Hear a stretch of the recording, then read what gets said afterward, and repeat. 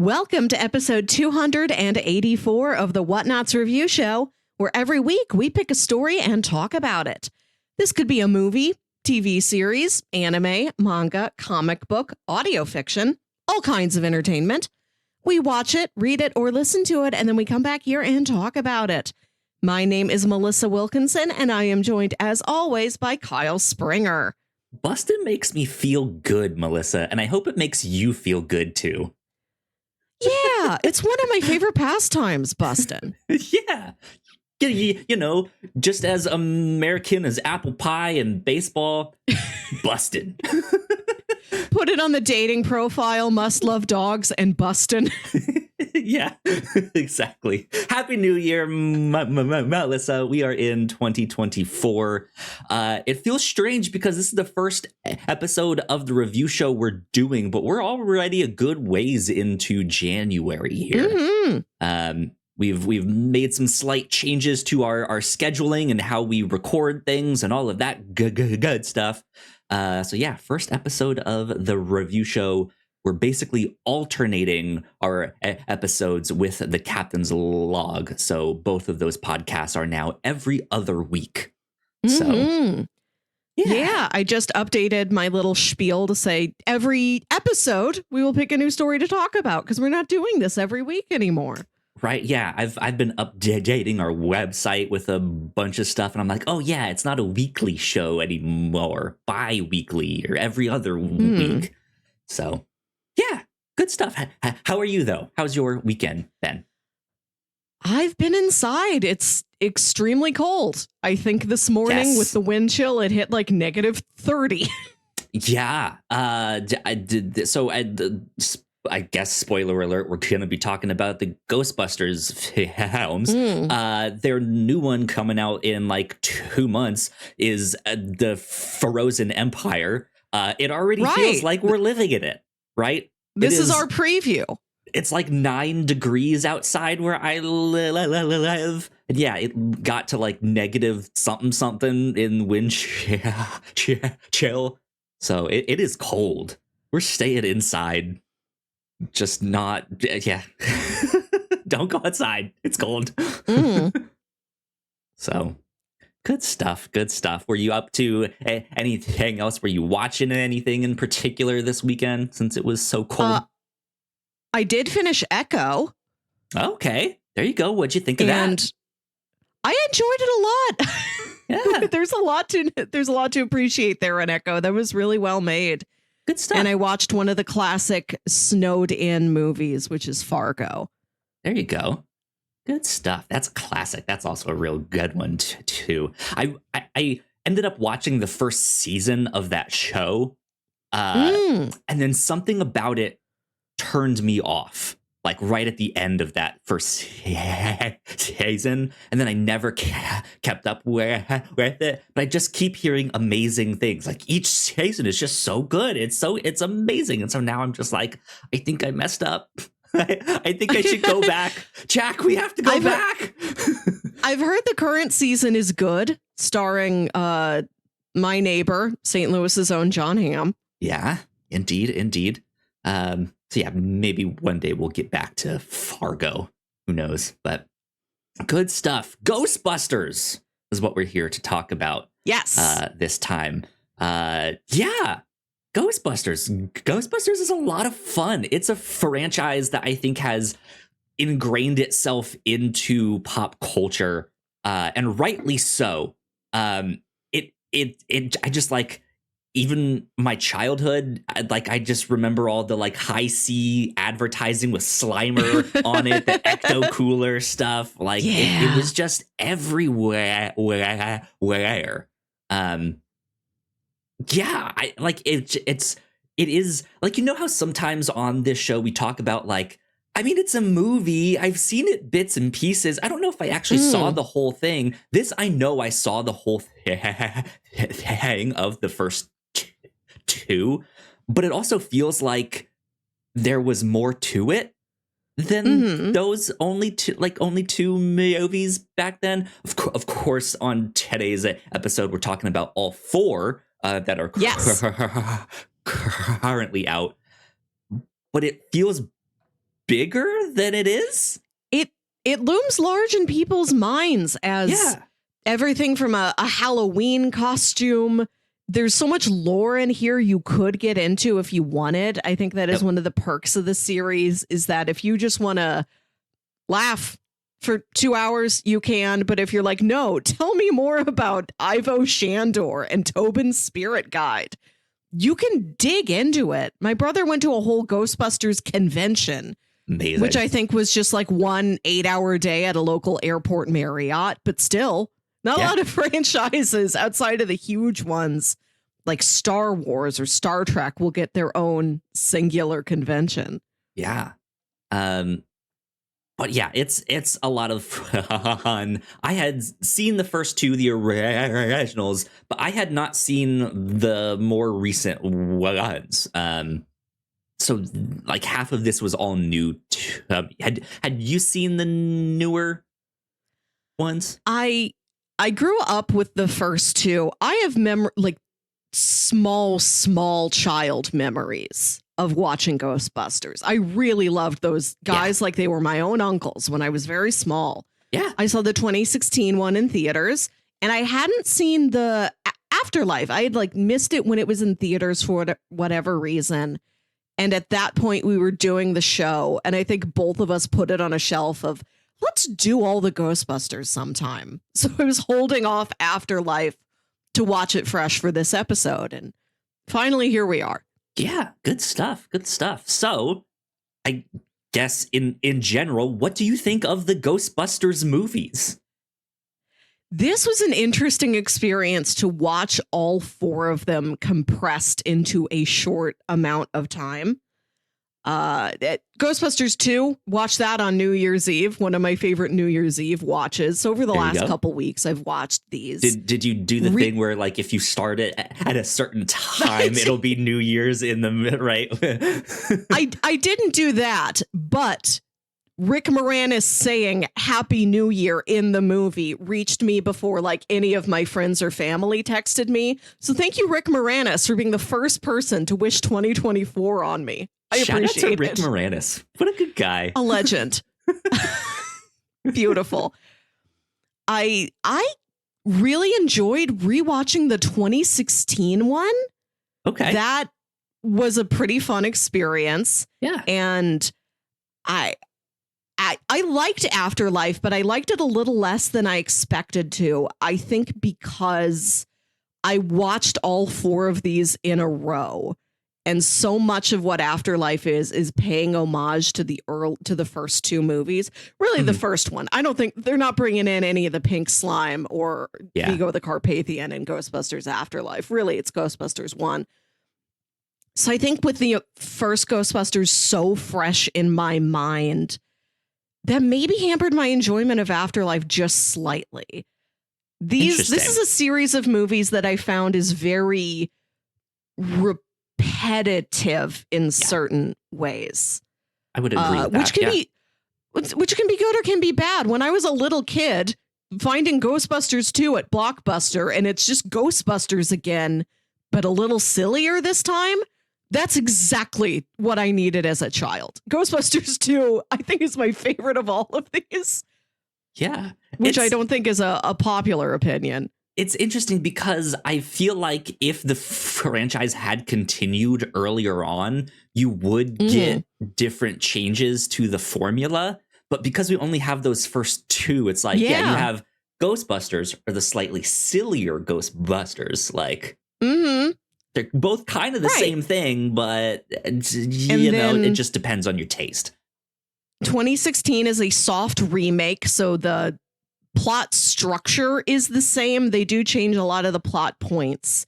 And then Afterlife is a rebootquel, and that does end up repeating a lot of the exact same things from Ghostbusters 1, even though it is with new characters in a new setting. Yeah, I think if I had new setting, it feels different too. That one feels much more like what if Stephen King did a Ghostbusters. Yeah, it's in Oklahoma, not Maine, but sure. Yeah, I mean, well, sure, but like it's his style of like, let's sit with this family a bit here in this weird Yeah. house that they're in. What is this town like a little bit? Whereas I think the older Ghostbusters just kind of dive right in, like, we're scientists, we're studying ghosts. Oh, look, there's a ghost. Let's study it, right? So yeah, it just feels different. Ghostbusters Afterlife is a movie that was made with a lot of love. It is director Jason Reitman stepping into his father Ivan Reitman's footsteps. The whole thing is made as a loving tribute to the late Harold Ramis. Mm-hmm. So I really appreciate that movie on an emotional level, but I think watching it so close after the other ones hampered my experience. And I can imagine that if I did catch this when it was in theaters, I'm like, oh, I've seen Ghostbusters a million times. I don't have to rewatch it. And I went in here and it wasn't just the same thing I was seeing last week. I maybe would have liked it more. I did like it. I liked all of these. I think it is. And I'm happy we got to talk about all four of them as a set. Yeah. I'm just noting that, I think I'm coming at this with a specific context that I don't know if a lot of other viewers are coming at it with. Sure.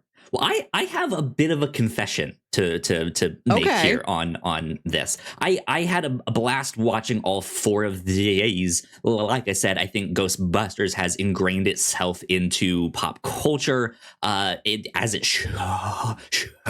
should. It looms larger than life, like we discussed. I don't actually think the first two movies are all that good. Like they're pleasant. I have a good time watching them, but in terms of like craft, if that makes sense, like I don't think they're super well made. They're kind of cheesy. They skip over some things, and I don't know. I also as much as we all love all of the actors in there, I don't think some of them can act really all that good, or at least in those movies. But it's still like that. I think is what is so amazing about Ghostbusters is that despite even me maybe thinking that, it's still good. It's still fun. Like I have a good time. I had never seen the two newer ones. The 2016 one was better than I expected. I know it flopped in theaters. I know there was a lot of unfortunate hate around it when it came out, because a lot of men did not like the all woman cast in this. I thought it was fine. I was like, oh, this is better than I was expecting. It's not my favorite. It's fine, right? Yeah, it is unfortunate that it has to carry all of that on its shoulders, and it is not allowed to just be a fine movie, which it is. Yeah. And then the most recent one, Ghostbusters Afterlife, I loved that one. I thought that one was fantastic. Nice. Yeah, that one was awesome.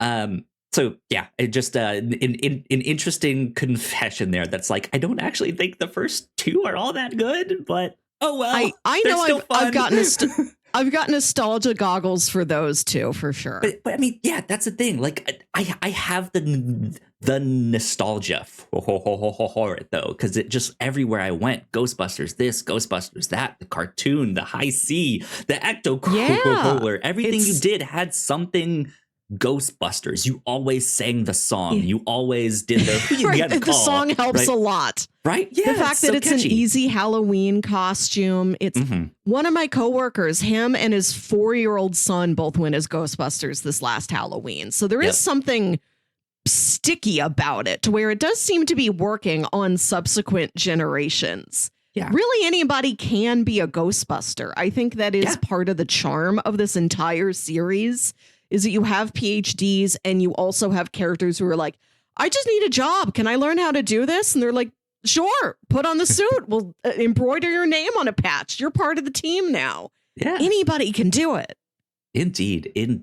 And I'm kind of surprised that we also have not gotten like a TV show adapted. I know we've gotten cartoons, but not like a proper modern day Ghostbusters live action television show. I would like that. I think it's prime for that. Like I we need one. I would like to see the Ghostbusters in more and smaller ghost adventures as opposed to like one giant city threatening adventure. Please tell me like every just annoying haunted hotel you had to go clean up. Absolutely. Hopefully we get one because it fits in the like crime show procedural sense of like every week can be a different ghost and there can be like an overarching like problem ghost that is the main bad guy of that season, right? It's ready to go. They could make it work. Cool. Any other kind of non-spoilery thoughts on Ghostbusters you want to throw in there? I want to mention that this is our annual tradition that we open every year but one. We have opened the review show every year with watching an entire film franchise. Yeah. And last year I also tried to talk you into a new tradition called Danuary, where we spend one episode every January celebrating an actor named Dan. So I completely forgot about that. I guess just didn't think it would actually be a thing. But yeah, here we are. Dan Aykroyd. Snuck it in here. Didn't even. Dan Aykroyd, yep. Yes. What Dan will I bring out next year? We have yet to hit DeVito. Who knows? Indeed. Cool. Well, we will take a quick break for some housekeeping. And when we come back, we will dive more in depth to the Ghostbusters films. We'll be right back. Thank you so much for checking out this podcast. We hope you're enjoying it. If you didn't know, we make multiple different shows here at the Whatnauts, and a lot of hard work goes into making them, so we would love it if you check them all out. But none of this is possible without your support. Head over to patreon.com/thewhatnauts and you can get access to over 40 hours of exclusive content, including our Patreon first podcast, The Pilots Club, when you sign up at our $3 tier. Of course, there is a free version of The Pilots Club available, but episodes are exclusive to our Patreon for 2 years before they hit the free feeds. If you're interested in buying merch, we have shirts, hoodies, mugs, and more for sale over at thewhatnauts.com/store. Another great way to help us out is by subscribing and leaving a nice rating and review on your podcasting app of choice. You can also subscribe to our YouTube channel for video versions of the show, trailer reactions, and live streams. And lastly, you can always find out more information about the shows we make on our website, thewhatnauts.com. All right, we are back. Big shout out to our Patreon supporters. We love you a lot. Thank you. Thank you so much. Over on the Pilots Club, the new episode we put up for January is Reboot. This is a recent Hulu sitcom, I think from 2021 or 2022. 2022. Yeah. Only lasted a single season, but it is about a fictional sitcom that is getting a modern day reboot.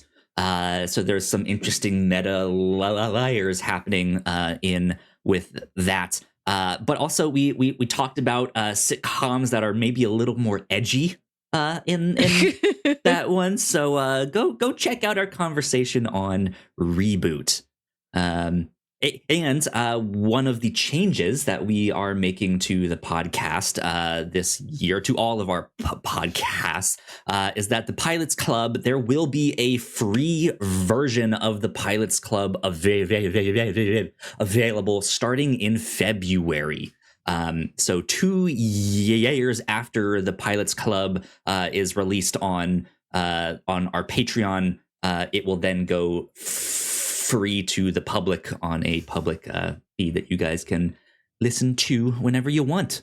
But yeah, keep an eye out for all of that stuff. Right here on the review show, we ended the year last year with our Bob's Burgers holiday special. A real quick and breezy two-parter Bob's Burgers thing that we did here. We've talked about a number of sitcoms on the show, but I thought, it'd be fun to do a holiday special thing for our end of the end of the year. So go check out that. Over on the Reactor Core, Ignacio and myself have our thoughts on What If Season 2 up for you all to check out. So go take a look at that. And then for the Captain's Log, Melissa and I got to talk about all sorts of movies and TV shows that we caught up on over the break, as well as my parents wrapping their router in tinfoil. And also introducing your mom to wholesome memes. We had a great time. So go check out the Captain's Log as well. The only other bit of housekeeping that I want to mention, also, Melissa, I haven't gotten a chance to tell you this yet. I am working to put up audio-only versions of our podcast on YouTube. There was I guess a couple months ago, YouTube made it possible to import your RSS feed so that whenever we publish a new episode, it automatically makes an audio-only version. And then if you have YouTube Music or Google Podcasts, it will automatically appear in both of those apps. So I'm working on that. It is a slow process. So currently the Reactor Core is all up there. The Captain's Log is in the process of being put up on there. Have not started yet on the review show because it takes so long. So be on the lookout for that stuff. Those will also be available down the road. But yeah, I think that's about it for housekeeping for right now. So let's get into spoilers. All right. Ghostbusters. Let's just go in order here. Ghostbusters, the original. Where do you want to start with this? I want to ask you if you ever thought any of the Ghostbusters were scary. I don't know. I don't think so. If I did, I probably blocked it out of my mind. I don't remember being scared really by Ghostbusters. I think at first I was probably too young to really watch it, so I didn't watch it right away. But like I said, I did, like, it was just everywhere. Like, you couldn't avoid it. And so, yeah, I think I just eventually was like, it was on TV or I was at a friend's house. Who knows? But I don't think I was scared. Okay. I never was either. I mean, I am a big watching baby with horror, so I also wouldn't put it past myself that maybe I did watch it when I was younger and just blocked it out of my mind and like, this is the thing that made me a baby for horror films. Slimer. Yeah. I was watching these movies truly when I was like 3 or 4 years old. I had a brother who was much older than I was. I think him and my dad liked these. And I just had to get dragged along for a number of 80s comedies that were, you probably wouldn't show to a small child nowadays. And I wasn't scared of them, but there was something kind of fun in how unnerving certain aspects of it were. Like when you watch the original Ghostbusters, there is something to that opening scene in the library where that sweet old librarian is pacing around and there's books are getting stacked up in weird ways. It's very mild, but it's effective at being mild. It's good for what it is. Sure. And I think when it was new, like you weren't sure what to expect then. And so it does feel like there is a haunting. There is something that's happening here. And we just don't know how kind of lighthearted / silly Ghostbusters would end up being. But now we know. And yeah, a little light haunting. One of the things in the first movie that always stuck with me is when they talk about Dana and Lewis's apartment building. And they're like, this place was built by a madman. You think it's a normal apartment building, but no, we've got the blueprints. Look closer. It's actually like a summoning portal. Something about that really got into my child brain. That and the Vigo the Carpathian painting in Ghostbusters 2. because you stare at it and then it kind of like morphs and transforms. But I was so little, I don't think I got that was figuratively what was happening and not Sure. literally. I thought it was something where if you stared at it long enough, you would find something painted so small that you couldn't see when you're just walking past it. And like there's incredible, terrifying details hidden in the painting if you stare at it long enough. And that concept, I mean, who knows? There might be, right? The concept of the painting and of the apartment building, the idea that, yeah, that thing looks normal, maybe a bit sort of odd and ornate and imposing. But if you really study it, there's something wrong with that thing. That thing is infernal. That kind of mystery sent like very fun little chills up my spine when I was little. I still love stuff like that. Yeah, I think that's an interesting observation, because that is also kind of where a lot of like conspiracy theories sit, right? Even like, look at the dollar bill. You think it's just money, but take a look closer. There's like sacred symbols and all sorts of stuff in the Illuminati, right? Like they're like, I think people enjoy mysteries like that, where it's like it looks like a normal object or your typical apartment building, but there's actually a sinister purpose behind it, or there's something. If you notice this detail, if you look at it this angle in this light, it might do this thing, right? And that's fun. That's just like, ooh, there's something neat here, right? Yeah, I like that hook. I like that the first two movies both have something like that. Mm-hmm. Indeed. Let me ask you this. Is Ghostbusters, is it it's not a children's franchise. How would you describe it? As in like adult franchise, a children's one, a family? I guess you could say it's for a family, because there is something very simple about the premise, simple and approachable. Like I mentioned, my coworker's 4-year-old son wanting to be a Ghostbuster. Sure. Like the creatures they're not scary, but they're like just advanced enough that maybe it makes a little kid feel brave. Like, I'm also not afraid of that ghost. Slimer looks weird, but I can look at Slimer. I don't have to hide behind the couch when Slimer's on TV. Yeah, he just eats food. I do that too. Right. That's not scary. I think this is good. Slimer. Right. This is maybe a good introductory point to older movies for younger kids. Sure. I'll skipping ahead to the 2016 one.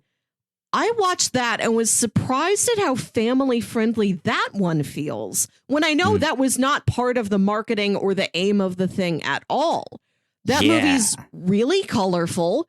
It doesn't have the same like innuendo in it that these first two movies have. Like Kristen Wiig has that crush on Chris Hemsworth, but the way she expresses the crush is pretty clean. She just thinks he's handsome and wants to like hug him. Yeah. Right. Yeah. There's nothing really adult there.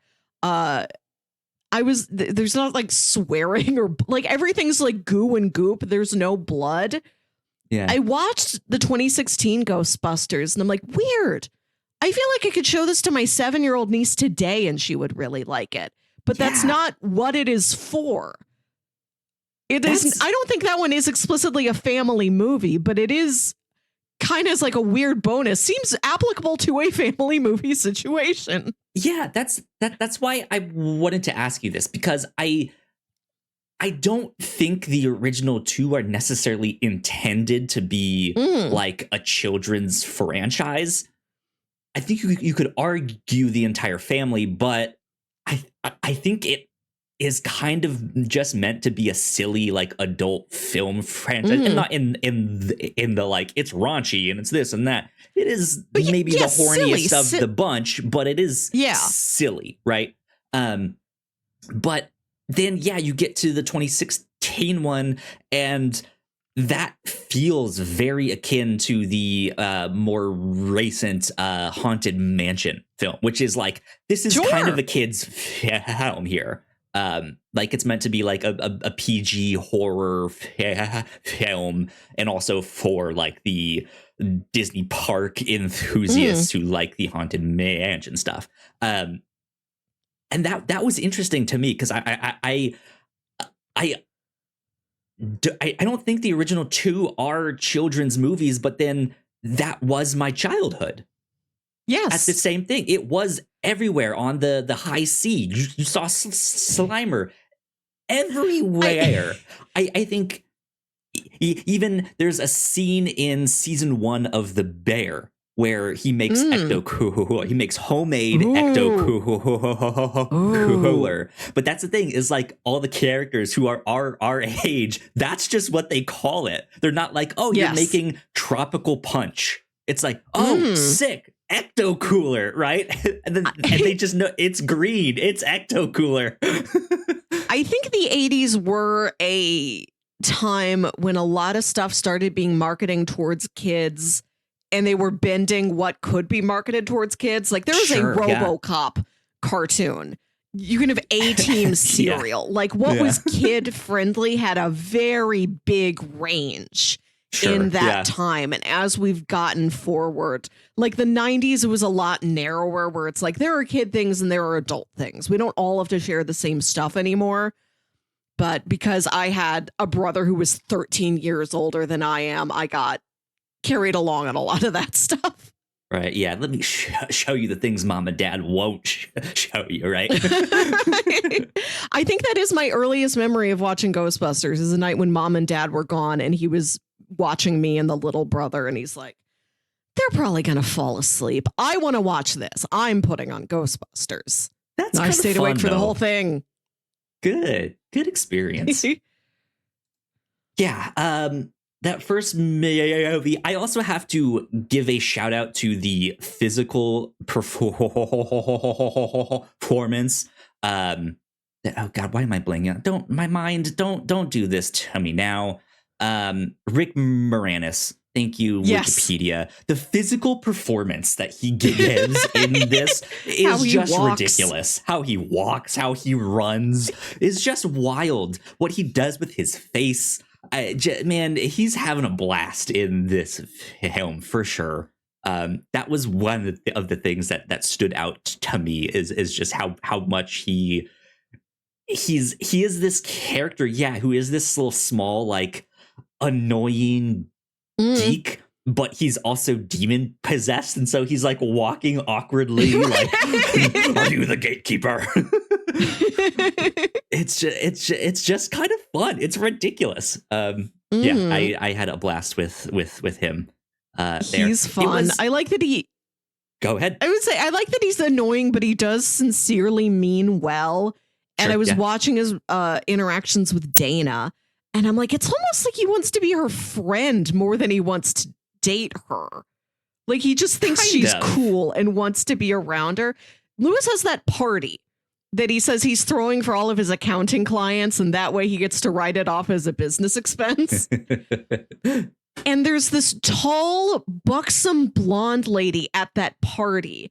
And she's like, Lewis, it's kind of boring. I think I want to go home. And he's like, well, maybe we can put on some music and then we start dancing and other people dance. And she's like, okay. And the two of them just like awkwardly dance with each other for a minute. I'm like, I've always wondered, who is that woman? What is the situation going on there? Buxom was a good word. This movie is full of just mystifying little bits like that maybe because I've known this movie since I was like 4 years old have like stuck in my head. I love the joke where I think it's early in the movie and Egon's trying to convince Peter of something. And Peter's like, yeah, but one time you tried to drill a hole in your head. And Egon says, that would have worked if you hadn't stopped me.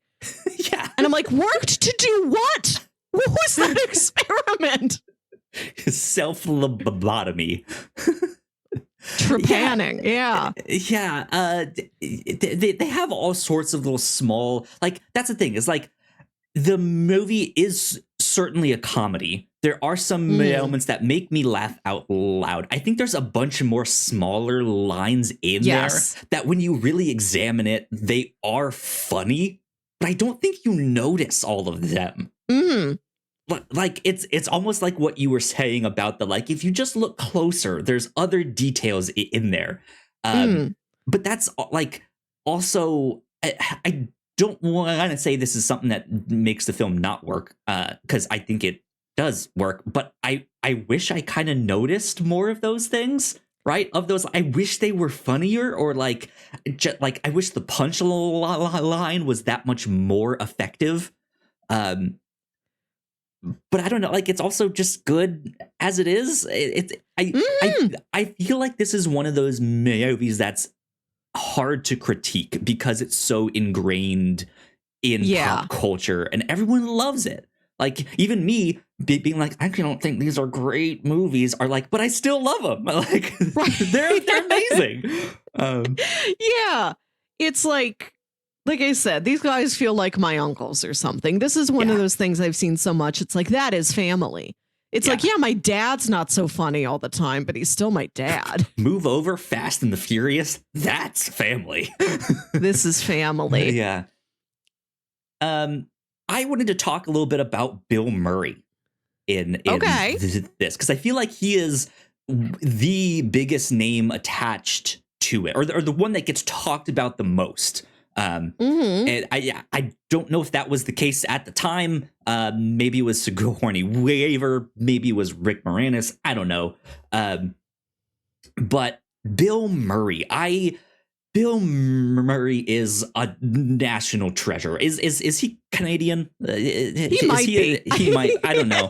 When I say, I don't know where he comes also from. frequently describe people as national treasure, and in my mind, I put an asterisk after it saying I'm North American as a whole. Treasure. How American of us to just claim it. National treasure. Here we go. He was born in Illinois, so he is American. Fellow Midwesterner. I love Bill Murray. His character feels like he just does not want to be there in this film, which is kind of funny, but also like that is kind of one of the things that almost put me off of it watching the film this time. He's just trying to get with Sigourney Weaver's character the whole time. He's kind of a dick. He's kind of an asshole.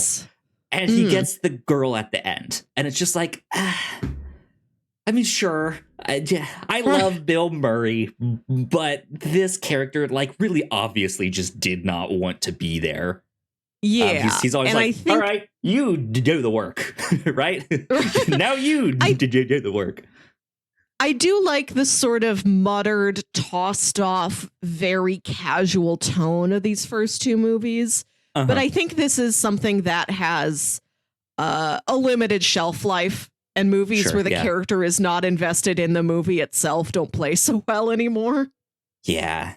And like, I feel it's also just kind of a symptom of the times. Like movies around this era were much more focused on plot and making some like, hey, we have a cool premise, right? Rather than really digging into a lot of the characters. That's not always the case.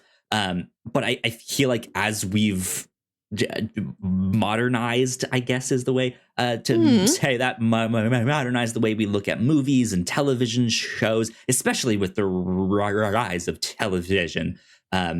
Like we've really gotten into really good character work, and let's dig deep into who these characters are. And I feel like if they had given me a better reason for why he doesn't want to be there, it would be more believable. And I would be much more okay with it because right, I would have that understanding. But I think just as a product of its time, we don't get that.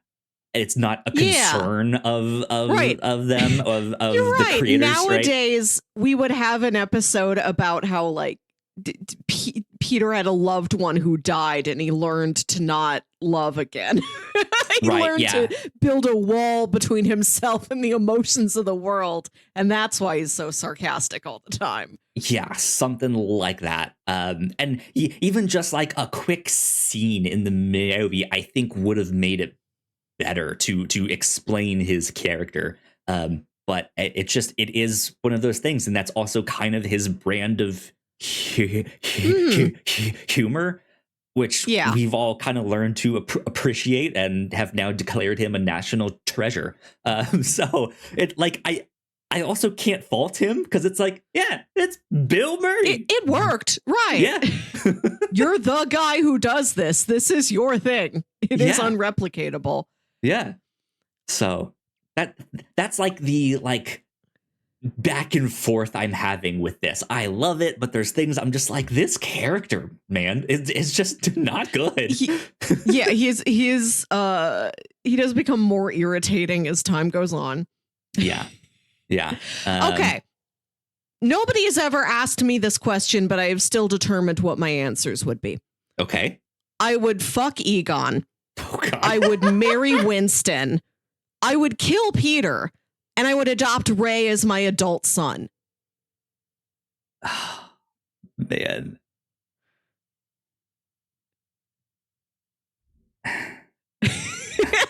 You don't have to also have your answers. This is something I've just been chewing on in the back of my brain for a while. Good Lord, that came out of nowhere, Melissa. Yeah, baby. Yeah. Let's talk about Winston, because he's I love him a lot. Sure. And as a child, it always perplexed me. This movie is structurally kind of odd, where you've got this core three, and then 40 minutes in, they add one more guy. And I'm like, why is he not there from the beginning? Or why is it not a more even progression of, I guess they do sort of progress, and now we're adding Janine, and then we add Winston. We're building a team around us. But he's sort of this odd man out, in that he's not a scientist. He just saw that these Ghostbusters were popping off, and he's like, I could use a new job. Do you guys need help? I'll learn. And I like that he kind of gets into it. My favorite part of the first Ghostbusters movie is at the end, after the whole fight with Gozer and the Marshmallow Man. And these guys have been through danger. They've had to climb up 20 flights of stairs because the elevator was broken. They got covered in marshmallow goo. They fought a demon. They did all of these things.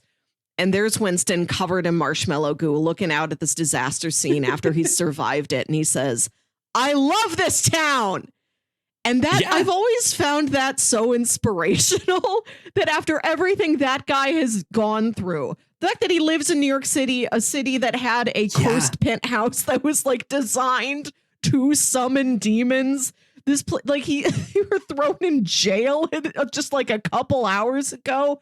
After all of that, he's still like, man, I'm happy to be here. I'm happy I did this.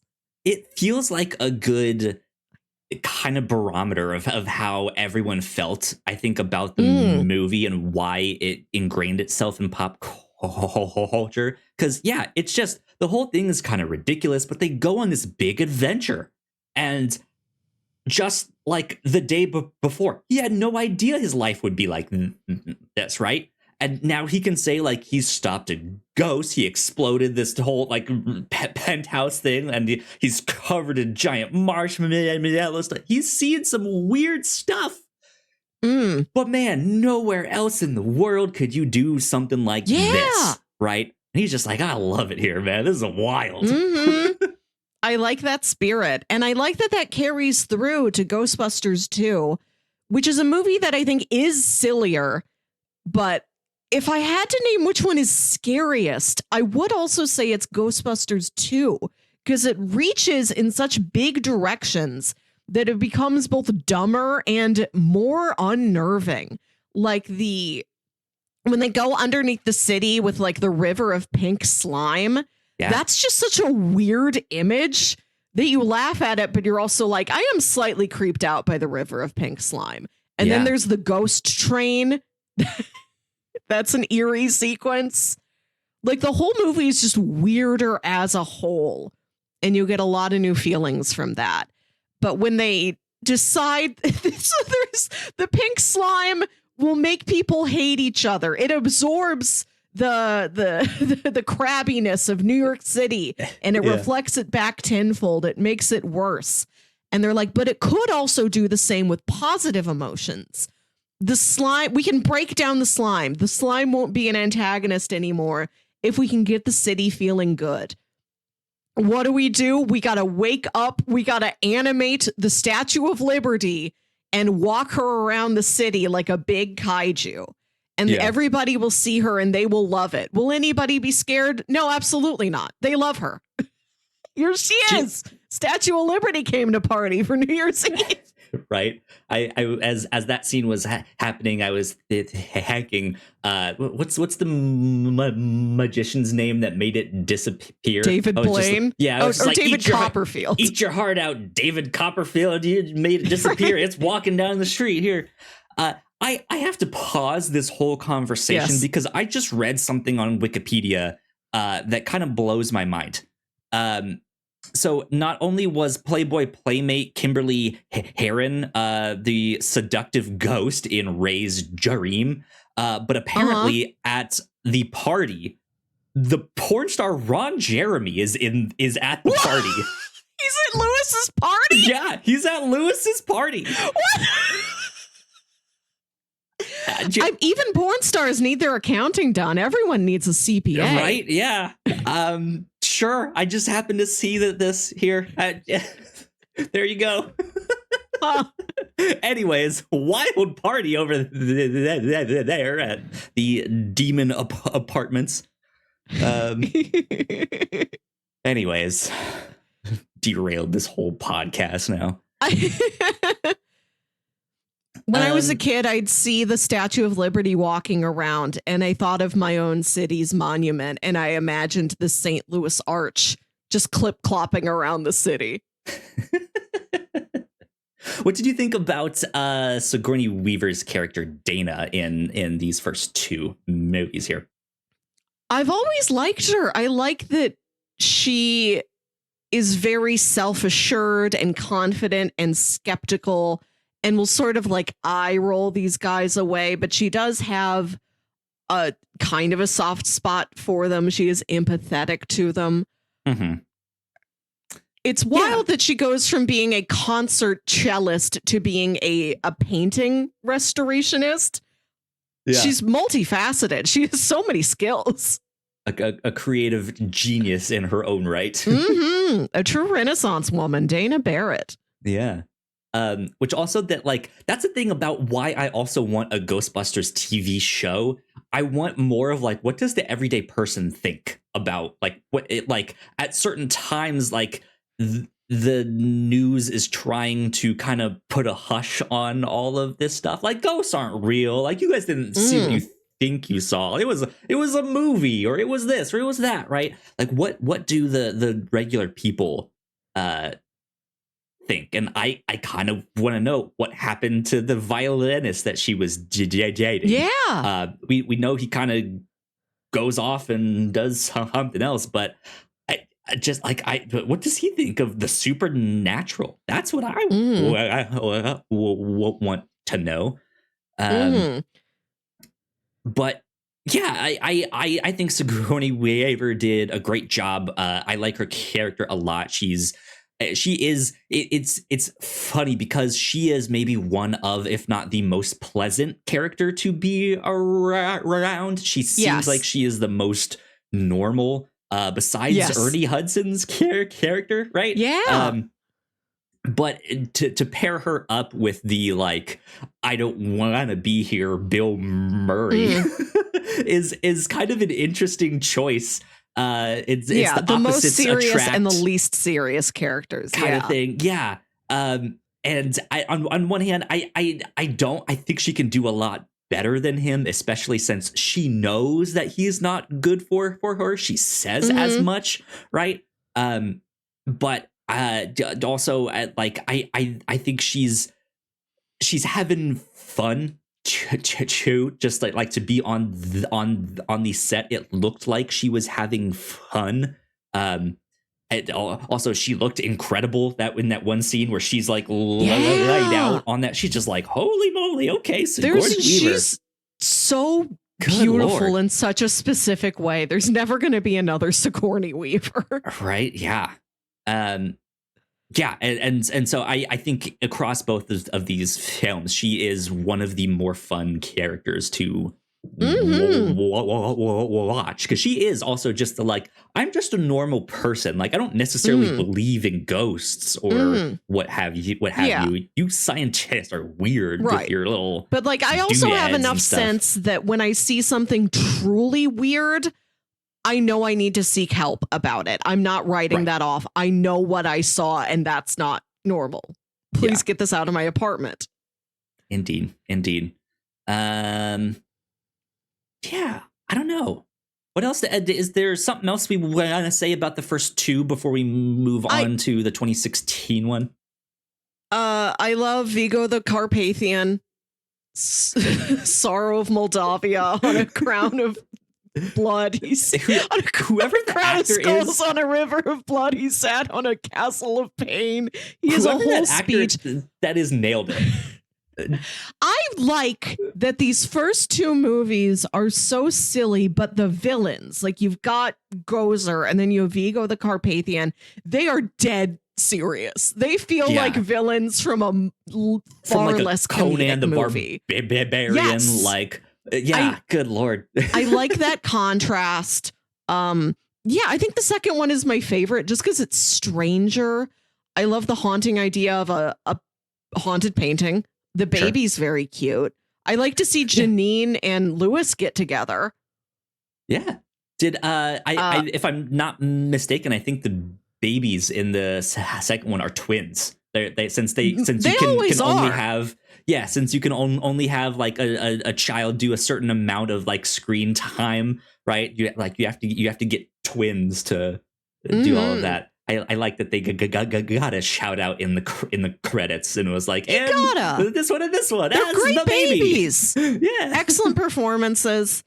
My favorite joke in the second movie is when they go to investigate the baby's nursery, and Ray asks Egon if he had any toys growing up, and Egon says, "We had part of a Slinky, but I straightened it."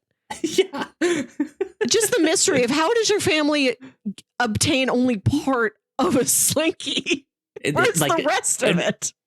How much is a part? Is this you cut a Slinky in half? Coils? 7? Right? Yeah. Is it cut down the middle somehow? And that way it's parts? I don't know. Anyways, first two Ghostbusters, a delight. 2016. Yeah. Tell me your perspective on 2016. Answer the call. This one, the thing I remember the most was just all of the online vitriol about this. Just the whole thing was just real stupid. Not my Ghostbusters. You're ruining Ghostbusters because it's women. I rented this movie off of YouTube, and there's YouTube comments like that from just 2 years ago. God, yeah, it's so dumb. And it's sure, look, if you don't want to watch it, don't watch it. Simple as that. You did what? You don't have to do this. Hate. It's so dumb. But even knowing how stupid that hate was going to be, that the movie was probably better than it performed. I know it flopped, and I just really didn't have an interest in seeing it. And so when I watched it this time, I was kind of expecting it to be bad, but I didn't know in what way. And I don't think the film is great. I think it is a better made movie than the first two. However, I don't think it is better than either of the first two. But yeah, I liked it more than I thought. This was a weird one because I felt like it had two different kind of tones in it that were competing for what this movie could have been.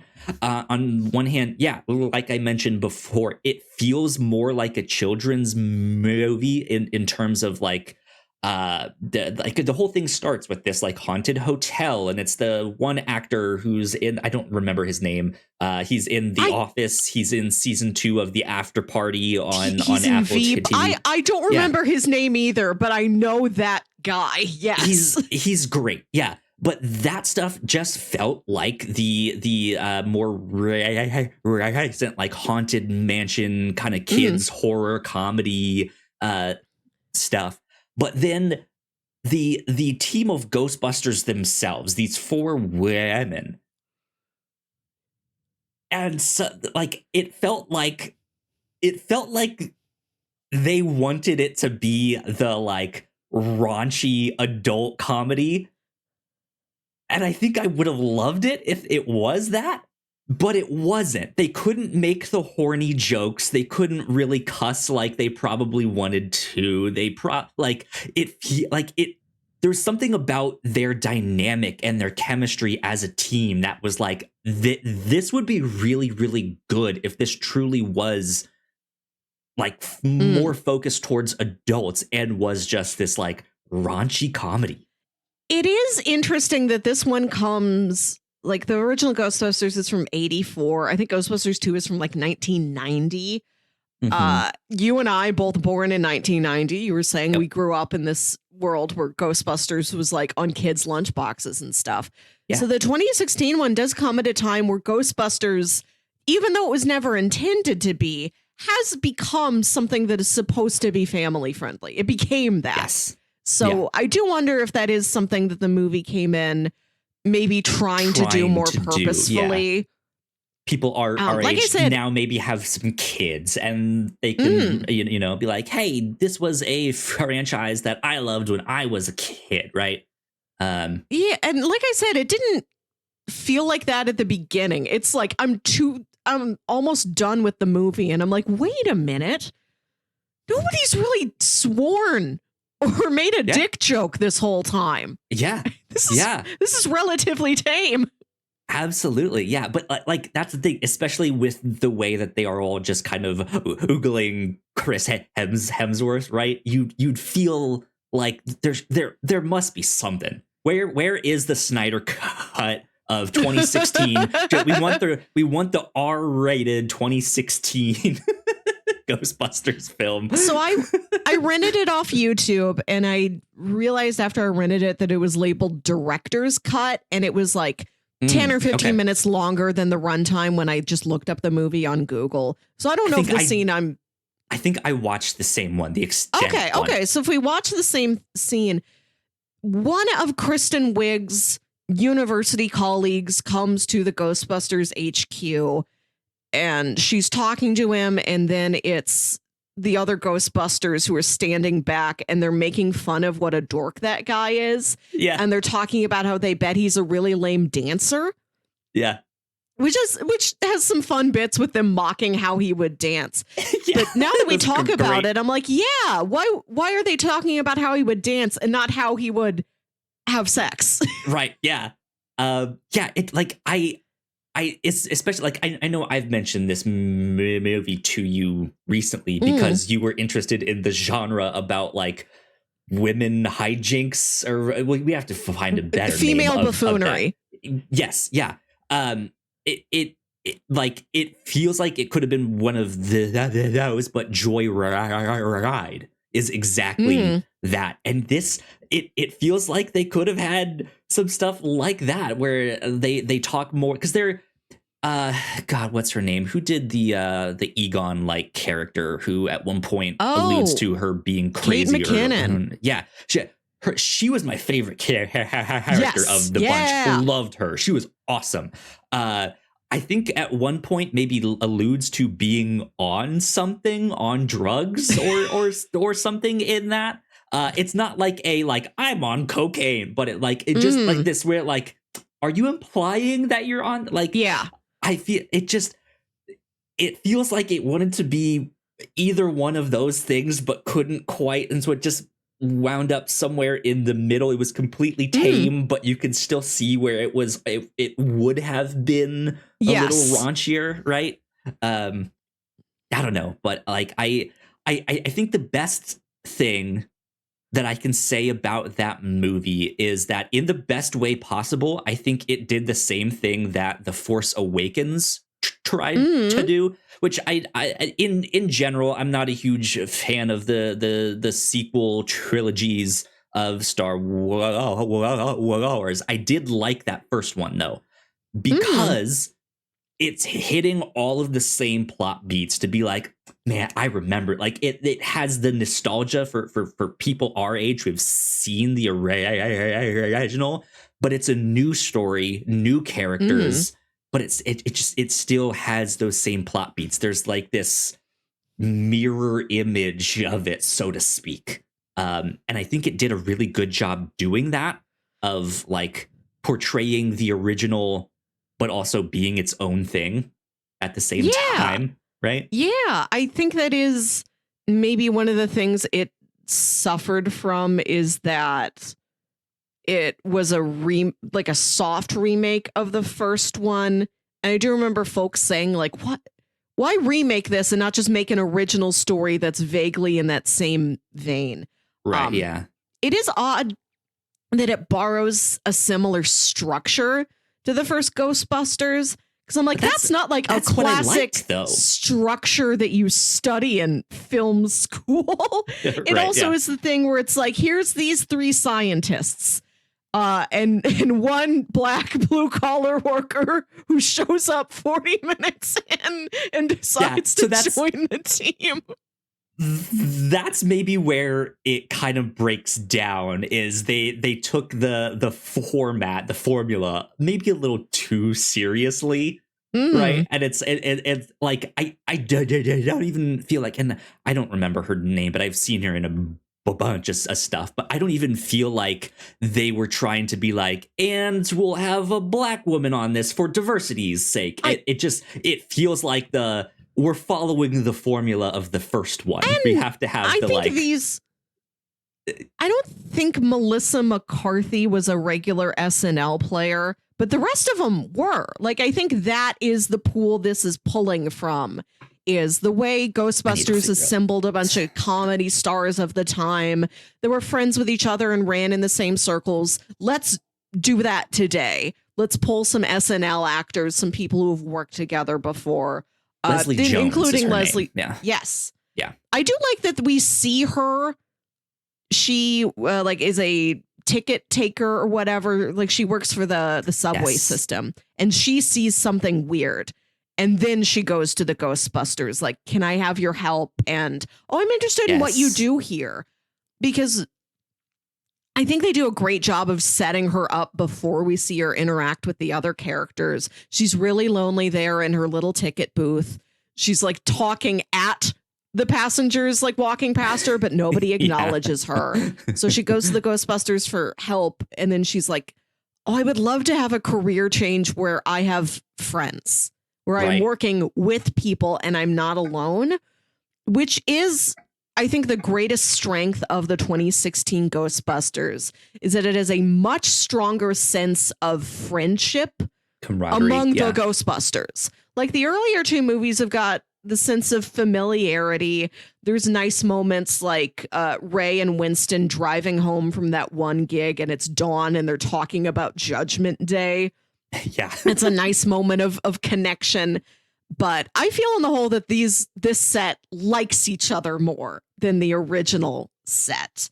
Yeah. And that, like, one of the major conflicts is that Kristen Wiig and Melissa McCarthy used to be friends and had a falling out, and they're trying to reconnect.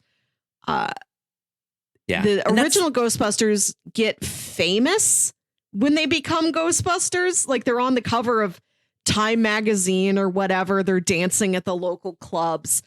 But in this movie, there's less of a sense of fame and more of a sense of community, where at the end of the movie, New York City like puts up all these signs, which is kind of cheesy, but I like the emotion of, we are grateful for the Ghostbusters. Thank you, Ghostbusters. And all the women are like, wow, it feels good to be appreciated, not it feels good to be famous. Yeah. Yeah.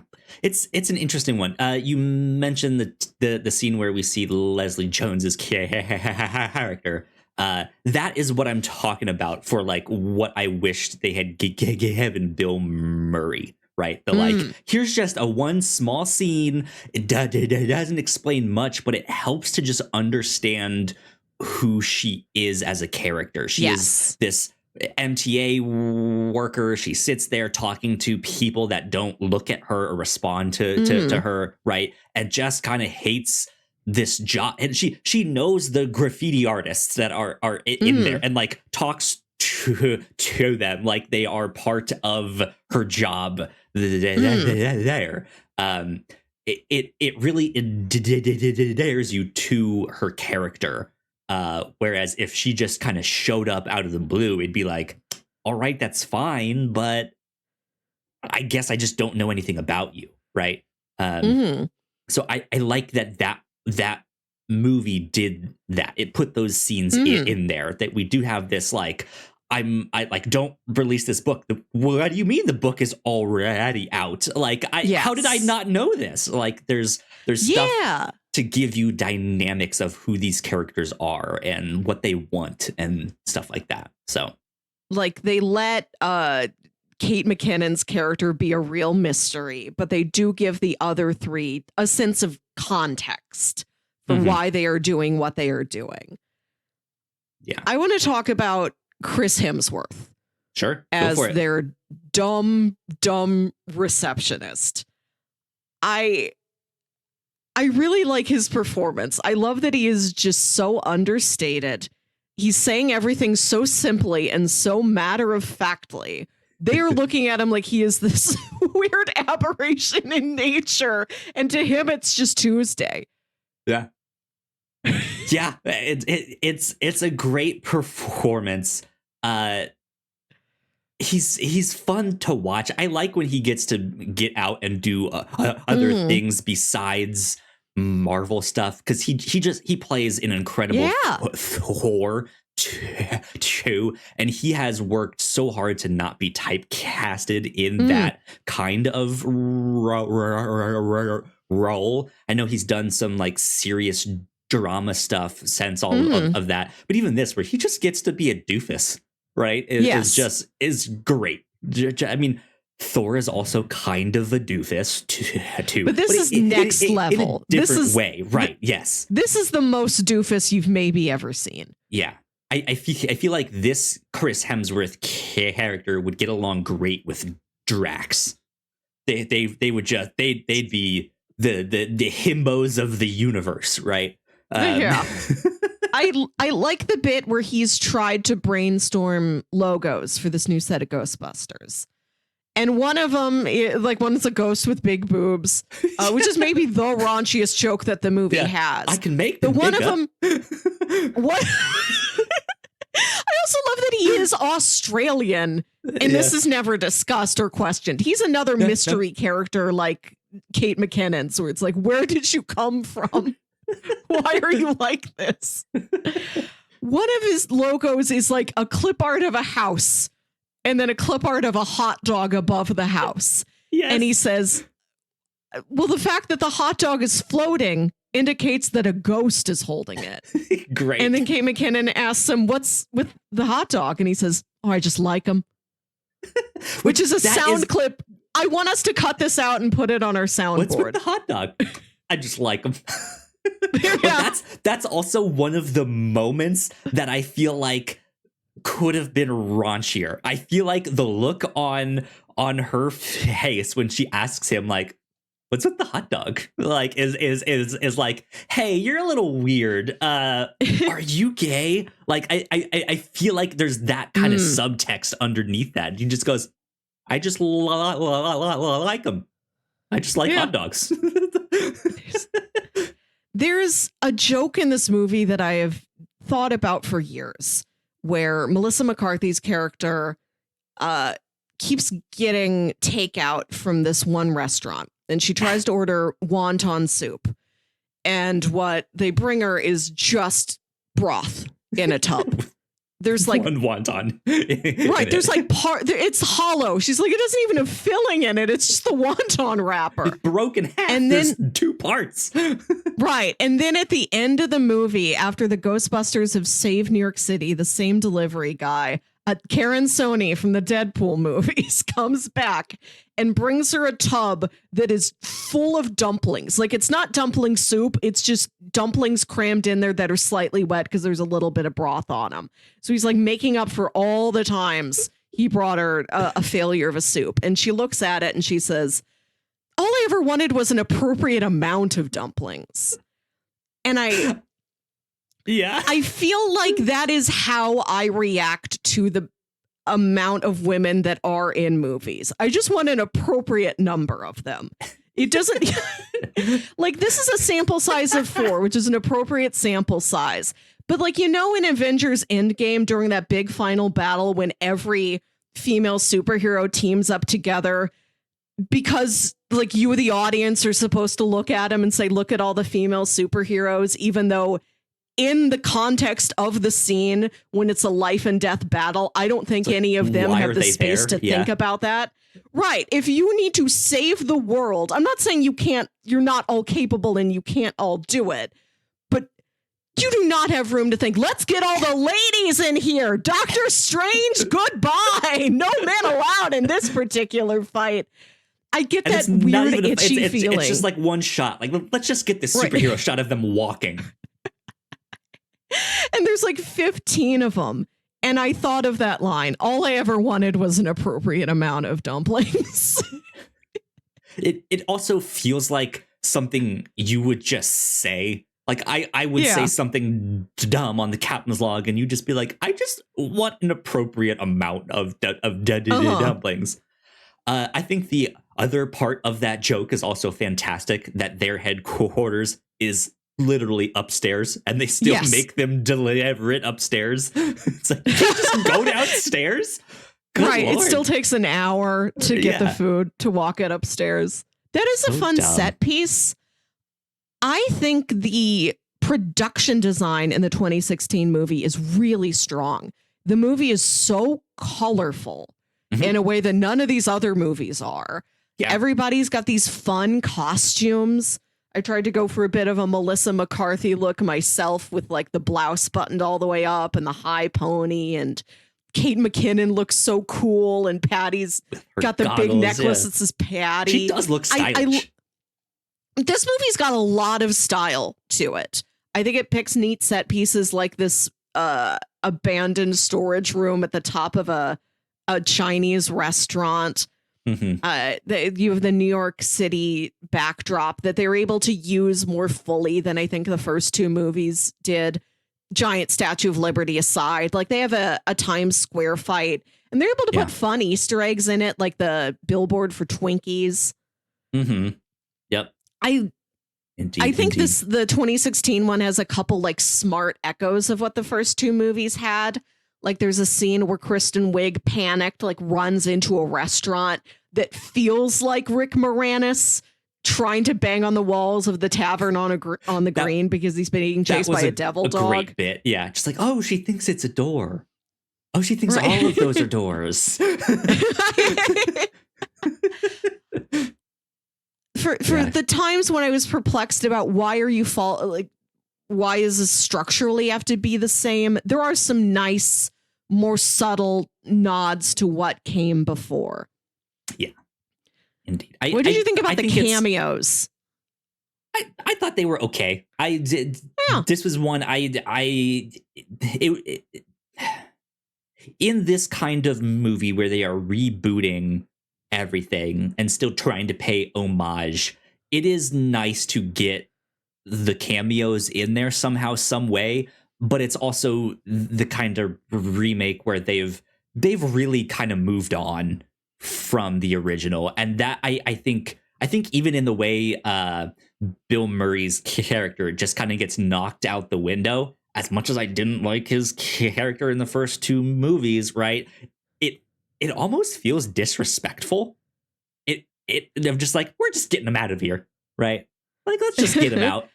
And I don't know if it's I don't maybe think some it things is were disrespectful or meant to be. Right. Or some things might have been scripted and then they found out, oh, we're able to get that actor in on this day to do a cameo. We don't really have time to rewrite the scene. Yeah, it's like I'm fine with them all. I guess I don't really have any kind of actual critiques on that. Also, shout out to the little cameo of Sam Richardson, who plays the cop down by the, I don't know even what building he was in, but yeah, great to see him for like 2 seconds, even though he's not involved with the Ghostbusters stuff beyond this. Yeah, that was it. It was fine. I think this is a better made movie. I don't think it's a better movie than the first two. Like if we're talking like memorable stuff, I feel like I'm going to remember the older ones more than this. But I think it's actually kind of successful at what they were trying to do. I think so. I think they maybe stuck a little too close to what they did, which is I think maybe why I liked the Ghostbusters Afterlife as much as I did, because that one, it feels different. It's a different setting, it's new characters, but it's still in the same continuity as the first two. It feels like it's they do mirror certain things about the plot of the first one, but not in the way that the 2016 was. Like, we're just gonna take the same structure here.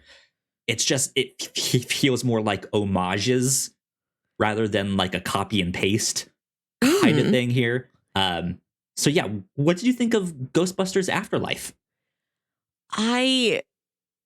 This is the first movie in this Ghostbusters series that does deal with the concept of afterlife. It is the first movie where they are dealing with a really looking at a ghost is a loved one of somebody's family who died. Like, there's not a lot of respect for the dead in the earlier 3 movies, because it really doesn't have to be. That's not the angle of this thing. It is supposed to be a fun comedy. I remember when the trailer first came out and it was called Ghostbusters Afterlife. I'm like, that is a fresh approach. This does seem like the time to take that closer look at what does it mean when you have lost a loved one in a world where ghosts are real. Yeah. I think they do a nice job with that. I think the movie's emotionally successful. So we are with new characters, legacy characters. So it's like Egon's daughter, who we've never heard about previously, and her kids moving to this little farm in Oklahoma where apparently Egon moved to after the second movie and started getting up to weird things. Man, is hitting it big in cinema over the past couple years, from Killers of the Flower Moon to this to Marvel's Echo is in Oklahoma. Twisters. Twisters. They shot that here recently. I'm trying to get down. So we have a Native American like history museum here. I'm trying to get down to that soon because I'm curious. I think they might have something with Echo, like something related to Echo here. I don't know, but just like Oklahoma, man, everything is being shot and filmed here. Who knows? It's a beautiful state. I have really enjoyed the times I've been to Oklahoma. I do like that we get a change of set piece. The trade-off is that it's like, I watched this very soon after I watched the 2016 one, which is so colorful, and this one feels kind of drab in comparison. Desaturated, yeah. Yeah, which isn't bad on its own. Like I said, I think if I had watched this movie at a different time in a different context, I would have gotten slightly more out of it. I was kind of perplexed that there are a lot of elements, particularly in the climax, that are just picked up from the first Ghostbusters and put here. They're not trying to do their variant of it. They don't have a villain like Gozer. They have Gozer. And I'm like, why is Gozer back? It's the continuation, right? It is not the like, hey, we're doing a different ghost or a new thing, but hey, remember the first Ghostbusters? They got rid of Gozer, but only for a little while. Turns out Egon stumbled upon some bigger conspiracy, and it was so big that the others thought he had gone crazy and just kind of It's like, all right, dude, we're Ghostbusters no more. We're throwing out our proton packs, right? Mm. And in a sense, I do actually kind of find that believable, though. Okay.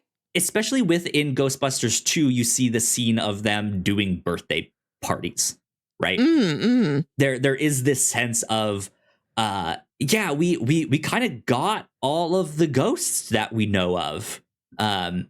And they just didn't have anything else to do, so maybe they did some birthday parties, but right? Who wants to keep that up? Yeah. And so they all just kind of moved on. Is the thing here? And I like that. I think that makes sense. It is just kind of a sad reality of life that's sometimes how relationships wind up. You just kind of grow apart. You just kind of go your own separate ways. And so, yeah, I felt this movie was much more grounded. Yes. I mean, it is still a silly Ghostbusters movie, but it has an emotional weight to it that I think does not just play on nostalgia. There is a lot of that, but yes, still just like, yeah, you know what? Ghostbusters is for everyone. A kid can be a it is. Ghostbuster. Yeah, we can have a new that. generation of Ghostbusters. Yeah, I do like that anyone of any age, if you've got the tools and you've got the talent, you can be a Ghostbuster. I do love that. There's the scene where Paul Rudd goes to the Walmart and all the Stay Puft marshmallows come to life. Yeah. And Paul Rudd is a tremendous comedic talent. I thought the marshmallow little guys, they're truly like 2 inches tall. They're cute on their own. But I'm like, marshmallows coming to life is not, it's a part of the film's like pop culture legacy, but it is not a core part of the mythology within the film. Gozer's just like, choose the form of the destructor. And Ray panics and thinks of a marshmallow.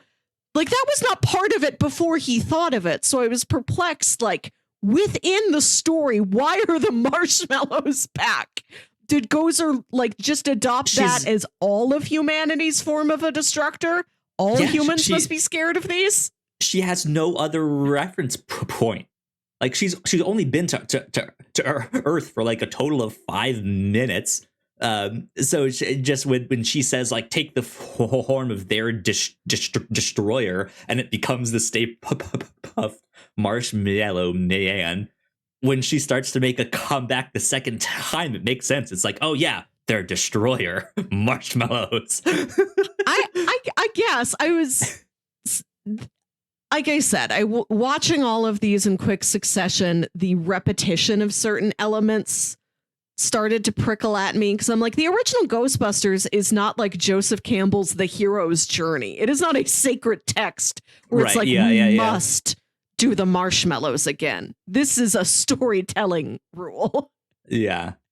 Which, I mean, hopefully that will be the case for Frozen Empire. Right. When I first saw that trailer, I'm like, New York City's covered in ice. That's kind of strange. But thinking about it now, I'm like, great. We have not seen that before. Ice is new to the franchise. Frozen over. Yeah. Yeah.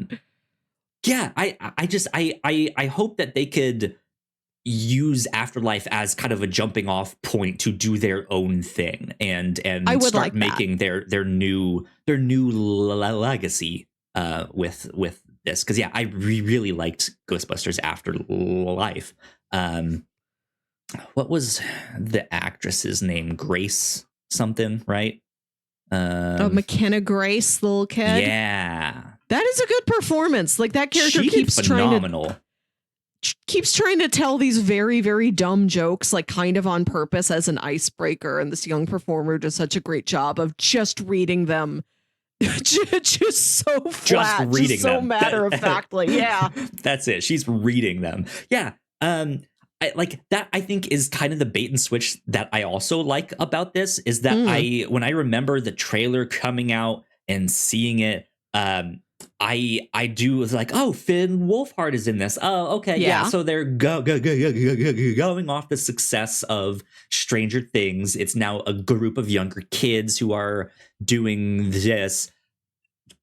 That I'm cool with, but I was kind of expecting Finn to be the main character, the main actor, Yeah. and he's not. And I like that. I like that. It's like, sure, he might help get you in the seat just by his name alone if you like Stranger Things, but let's introduce you to McKenna Grace because she is the real star of this. And I'm just here for Carrie Coon. Yeah, she also did phenomenal. We this review really show loved alumni. her in The Leftovers. I speak for both of us. We declare loved her in The Leftovers. And she's in a similar enough vein here where she's just a sad middle-aged woman struggling to hold it all together. Yeah. Which is what I like. Looking back on the entertainment I loved when I was a little kid, I've realized very little of it featured other little kids. And I really just wanted to see what adults were doing. And whenever I see a modern reboot or revisit of a thing I loved when I was a kid, like the Good Burger 2, I'm like, oh, there's teens in it now. I'm like, I don't think teens, I don't think kids need other kids. I don't think youths need other youths as much as Hollywood thinks we need them. I've always wanted just to adults, aspirational adults. And I know if I was a little kid, my favorite part of it also still would have been Carrie Coon. Interesting. Not that the kids aren't doing a good job. I appreciate podcasts' dedication to his craft. Yeah, that's who I was about to ask you about right now. What did you think of Podcast, the character? Podcast, the ride, the show? No, every time a podcast is referenced in a movie, it is typically this vein. It is true crime or conspiracy theories. It's like movies don't think our podcast exists. I never see one that's like us. We talk about movies, but movies don't talk about us. Right. There's nobody in a movie has a podcast about movies. Oh, well.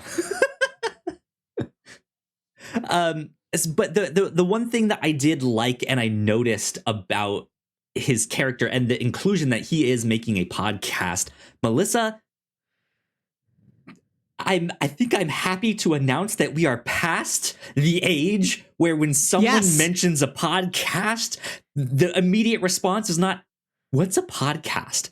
Oh, it's it's like a radio show, but on demand, so you can listen to it. You know what? Just who cares? Like that's what it was for so long. And I was expecting that in some way, shape, or form, and we did not get that. He's like, I have a podcast. And I goes, cool, I'll have to check it out some time. And I'm just like, yeah, we made it. Go team. We did it. And podcast represents an important benchmark in history. That is true. Podcast is progress. Absolutely. I do like that you never learn about his family.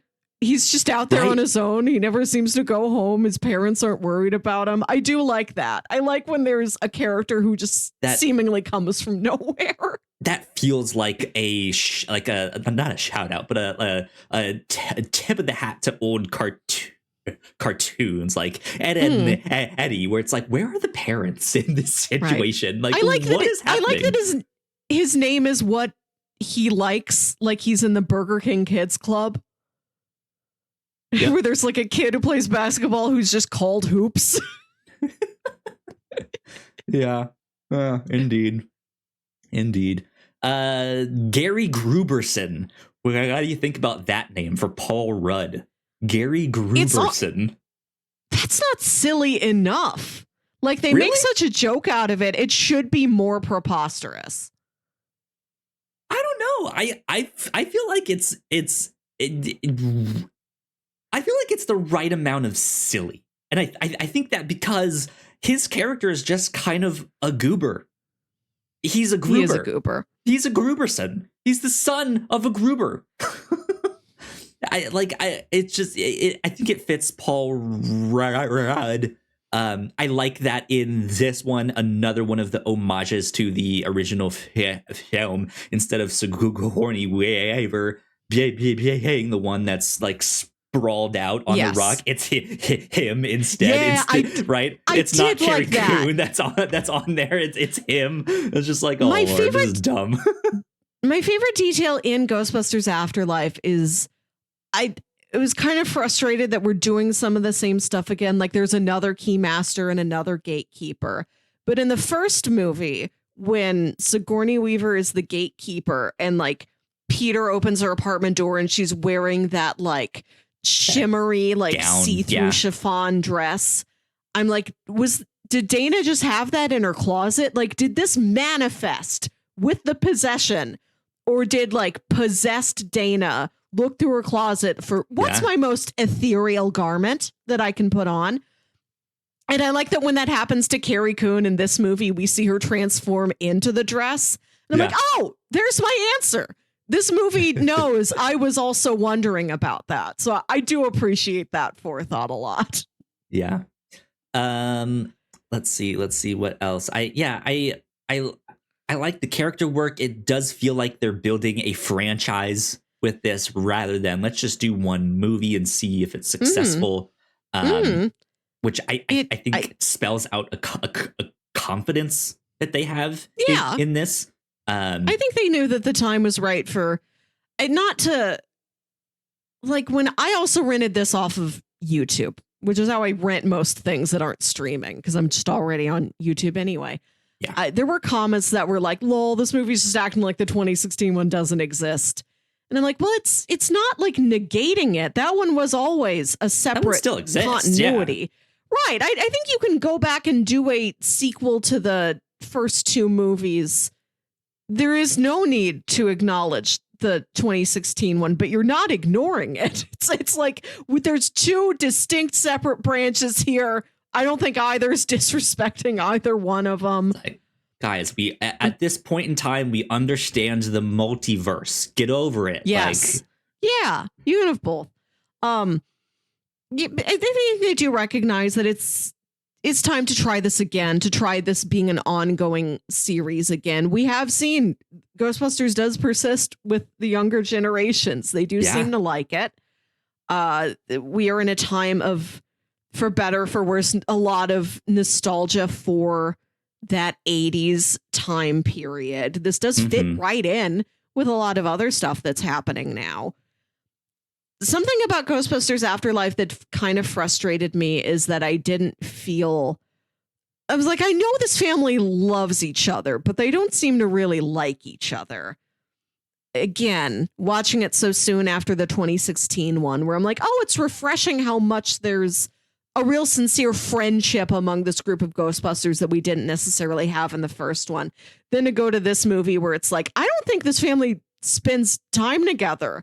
Like everybody's got their own separate storyline. There's not a lot of interaction. There's not a lot of like bonding moments. There weren't a lot of time.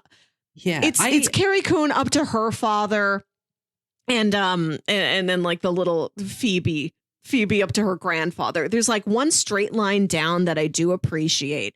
It's like both of them connecting to Egon and less of them connecting to each other. But that does give us some place to go in Frozen Empire. Maybe Frozen Empire has all of the sweet family bonding I felt like I was missing in Afterlife.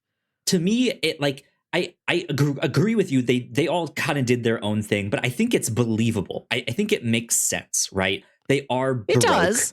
They're out of money. They're kind of getting evicted from their other place. They have to move into this just run down house in the middle of nowhere. And Finn, I forget his character's name. Trevor. Trevor. Like that makes sense, right? He is a teenager. In the midst of like, I want to be cool. I want to discover girls. And he's like, I'm poor. Like, I don't want to be the age that I am. That's why he lies about his age. He wants to impress the girl. But he also doesn't want to have anything to do with his mom. Like, his mom is deeply uncool to him.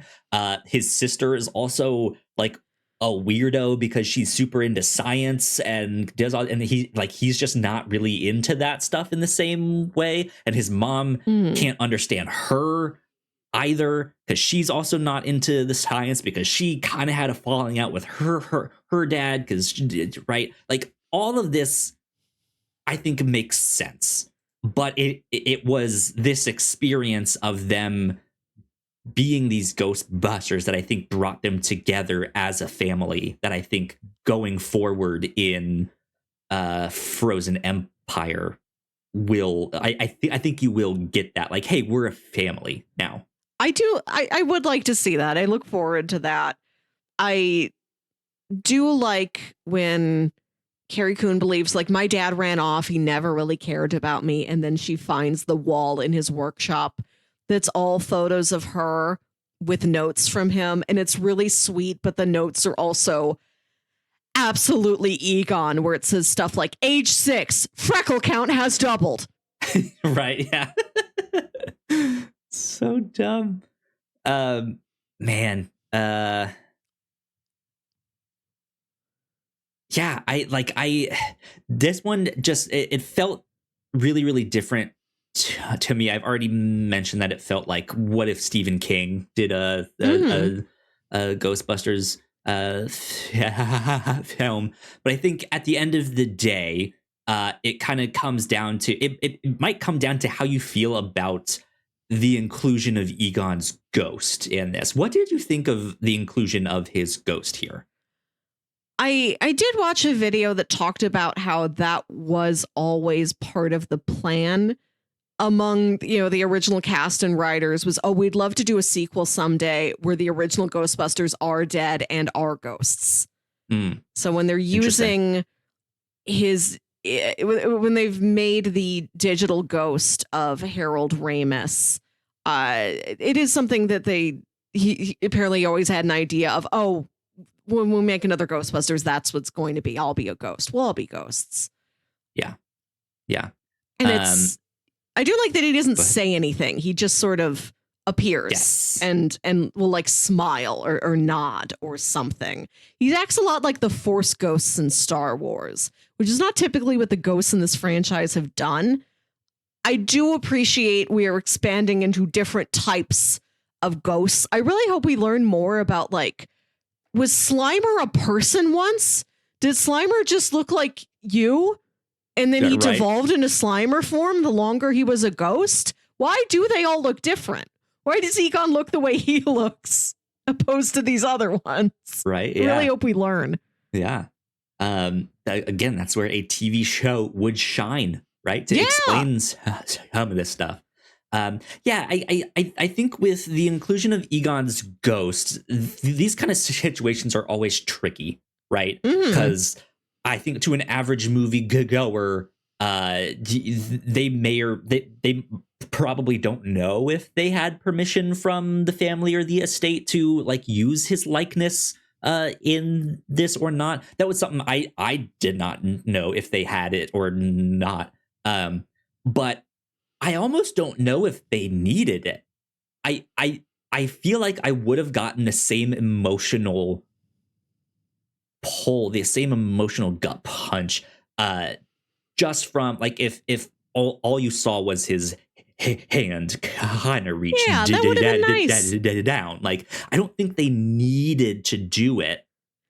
He does stick around longer than I thought he would. I knew this was in the movie, and I was surprised that there are several minutes of Ghost Egon. Yeah, and he hugs everyone, all of that. You get to say your goodbye, which I get. It like, that's also a nice thing, especially since he had passed away only a handful of years before.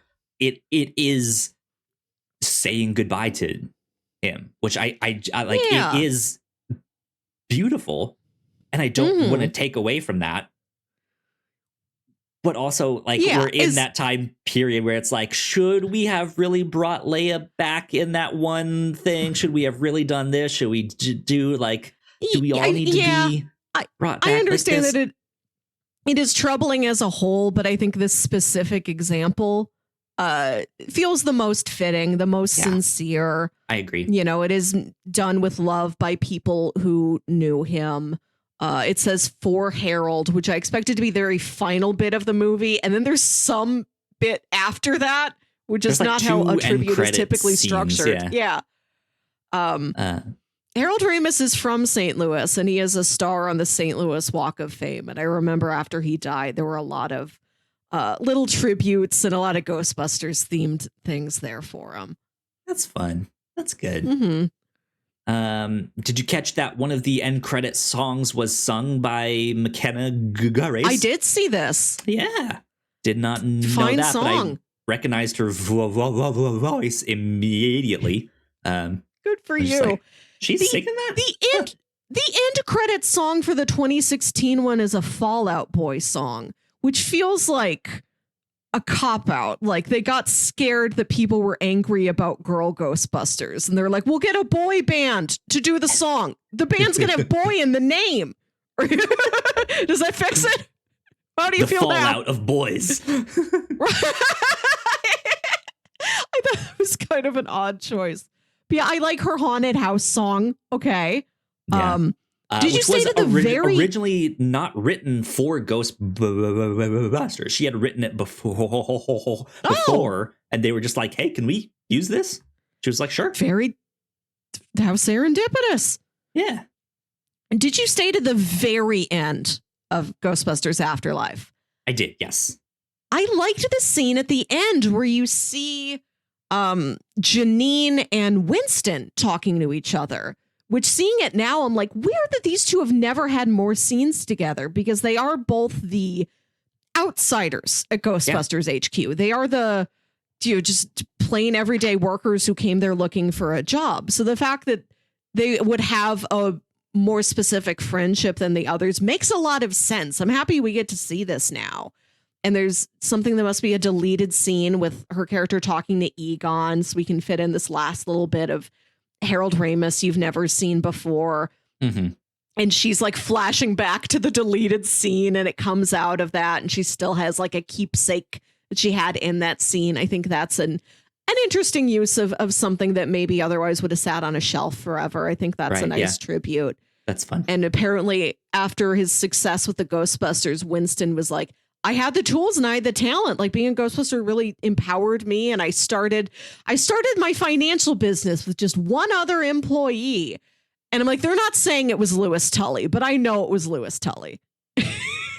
Like, even if maybe Rick Moranis is retired from acting and was like, oh, no, thanks, I don't wish to come back, you can kind of feel the presence of Louis here. Yeah. Yeah, absolutely. And I like that he's like, I bought the firehouse. If there's new Ghostbusters, they can have that firehouse back.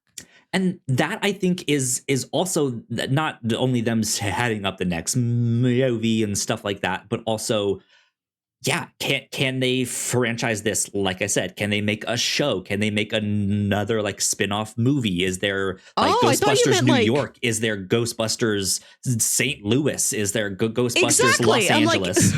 Right. I thought you meant within the story. Could these Ghostbusters create Ghostbuster squads in other cities? Can we see Ghostbusters Chicago? Yeah. There is that. Can he be the one that finances them throughout the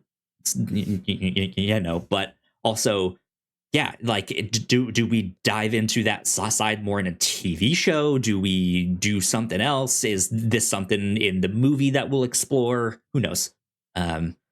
But I'm excited to see where it goes nonetheless. Yeah. So I enjoyed this journey. The first two are old favorites of mine that it always feels good to revisit. I think 2016 as a whole is middling, but the stuff it does well, I think it sincerely does very well. It's worth a watch. Like I said, it's oddly family friendly. Throw it on for a child near you.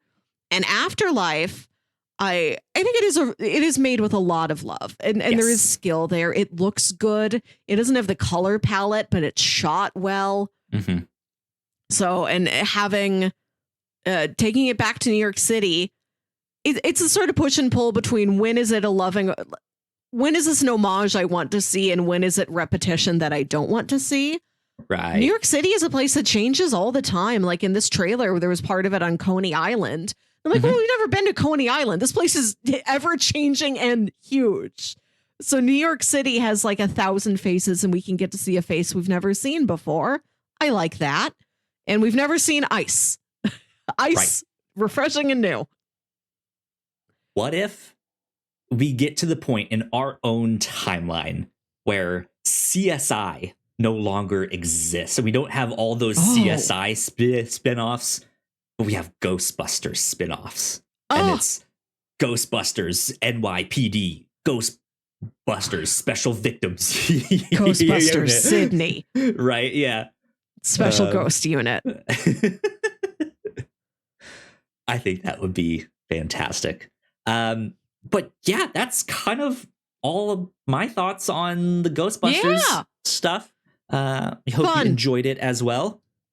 Melissa, I am about to pull up our bingo sheets for the year. First bingo of the new year. Yeah, let's get this up on screen. Okay, here we go. Here's our bingo cards right now. I just made mine last night. Melissa, I know you probably made yours like a week ago. And let's see. What stuff do we have? So Melissa, you and I talked about this off screen, but since I made mine last night, I think one of the things I have on my card is Kooky Office Lady, who I wrote it down inspired by Janine, but I'm like, because I am watching Ghostbusters right now, I'm putting this on our list of bingo tropes for the future, but I think it is ineligible for this year when you knew Janine was on the table. So I'm gonna keep Kooky Office Lady on there, but I'm not gonna mark it yet. I'm gonna try and you have find to wait it in until we get a else. second one. Yeah. Okay. Yeah. So I'm not gonna read through all of the things we have on our cards, because that would take forever, and we've already been recording for almost 2 hours now. But we have a whole bunch of new things on our cards. They're not the same ones we had last year. All kinds of interesting stuff here. Let's see. Did we get a cow in the dark? Did we get a cow? I don't think we did. Yeah, I didn't see a lot of animals here in this rural part of Oklahoma. Yeah. Even though it is a cow full state. What about existential or identity crisis? Not so much. Yeah. I have following in parents' footsteps, and I'm not going to count like Jason Reitman. It has to be within the story. We don't have it's more following in grandparents' footsteps, the way Phoebe takes after Egon. Do you think that would count? I'd still give you that. Yeah. That okay. Feels appropriate. It feels in the spirit of that one. I have signature snack, which I mean for a character. There are foods that become motifs across this franchise, like the Stay Puft Marshmallow Man, like the Twinkie, but that's not like one character is always eating those. Yeah. It's not like Walter Bishop and his licorice, which is what this is on here in honor of. So that's close, but I don't get it. I have Death by Electrocution. Can I mark that for the ghost in the 2016 one? I was thinking about those ghosts that interrupt the trial in Ghostbusters 2, and the judge is like, the Scoleri brothers, I gave him the electric chair. That too, yeah. There you go. I'm gonna put that one on there. How about this? Since there are maybe a few other things on our card that could be marked by Ghostbusters stuff, do we want to keep it to one thing? For this time, sure. Maybe for first week, sure. But that's not a general rule. Right. Yes. There have been weeks where we're able to knock off like 3 things, and those are good weeks. Yes, but just for this 1 week, especially since I made my card after, and I know you made your card after you started to watch 2. Okay. Only other thing I want to point out is my quota block. I didn't have a quota. I sometime during the year, I'm gonna have to find 3 different planets. But I'm giving myself the limitation of a single movie or show cannot, or right, a single piece of media cannot fulfill all three of those. So if they go to Mars and then Jupiter and then Pluto in one movie, I can't mark all three of those. That only counts as one planet hopping adventure. So that's the only other thing I want to point out. But there we go. Bingo. Off to the races. Good stuff. Good stuff. Let me put that away. And then, Melissa, let me ask you this. Recommendations. What would you recommend to people who enjoy Ghostbusters? I came up with a couple for each of the different eras of Ghostbusters we're talking about.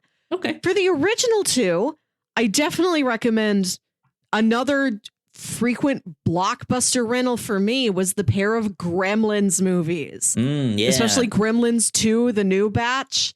I love a sequel that takes the same thing but makes it way sillier.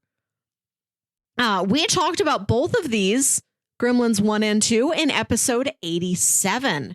We have also talked about Little Shop of Horrors. Yeah. The 1980s Frank Oz adaptation of the Menken Ashman stage musical. We talked about this in episode 35.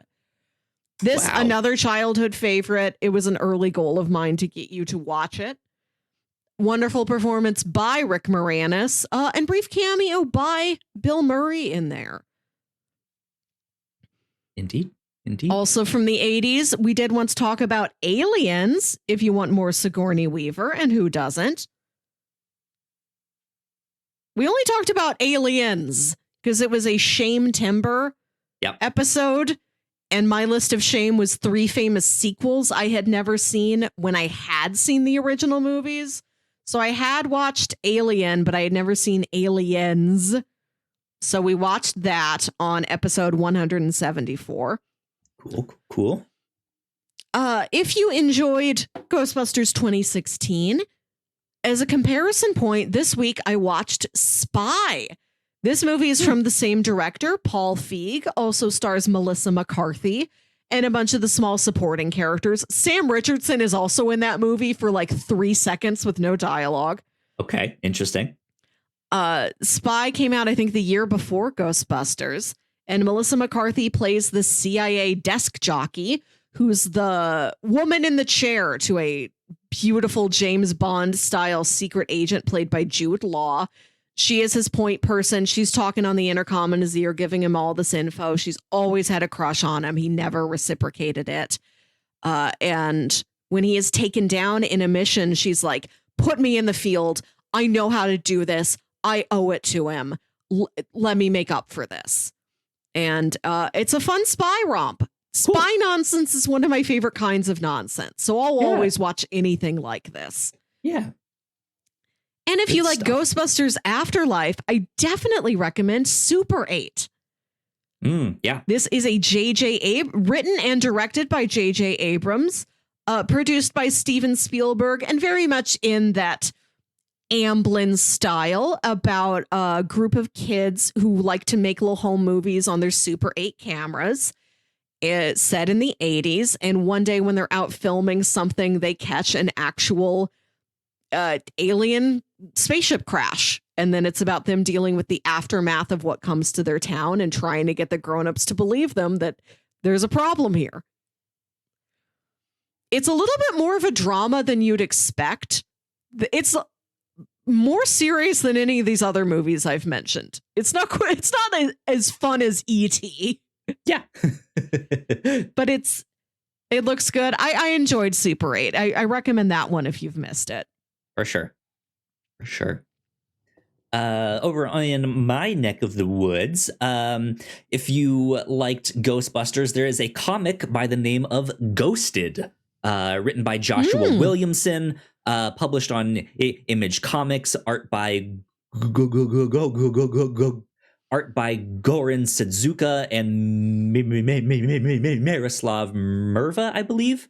And it is a kind of the ghost heist comic book, there is a professional thief whose last job went gruesomely bad. He was the only survivor. He ended up in jail. But now a wealthy benefactor has broken him out of jail because he wants him to steal a ghost from a certain haunted mansion. He agrees because he thinks this is the easiest money he's ever gonna make, because who believes in ghosts, right? They're not real. And so, yeah, he goes to this haunted mansion and gets more than he bargained for. So check out Ghosted. Also, in the vein of like ghosts and afterlife and stuff that is getting a sequel, Beetlejuice. Yeah, we covered that here on the podcast way back on episode 179. So you can go check that out.